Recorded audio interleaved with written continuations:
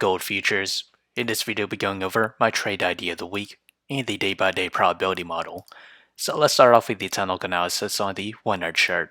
We're in NUGT. We're at oversold levels with the RSI. We're resting right along the 200 moving average, this green line, at a price of $1,959.50.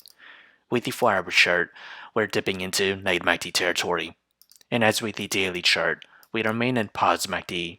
And as with the trade idea, I'll be trading GLD.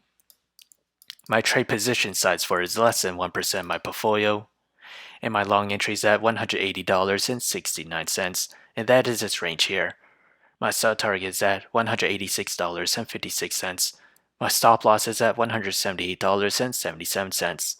However, if I were to open a short position, my entry is at $188.51. My sell target is at $182.64, and my stop loss is at $190.51. So whichever entry price were to hit first, that will be my position of the week. So how did I develop these trade ideas? It all comes from the day-by-day probability model. As we progress to the 5th day, or wicked trading, gold futures has a 33% chance to climb between 0 to 2%, a 17% chance to climb between 2 to 4%, and to the downside, it has a 50% chance to fall between 0 to negative 2%.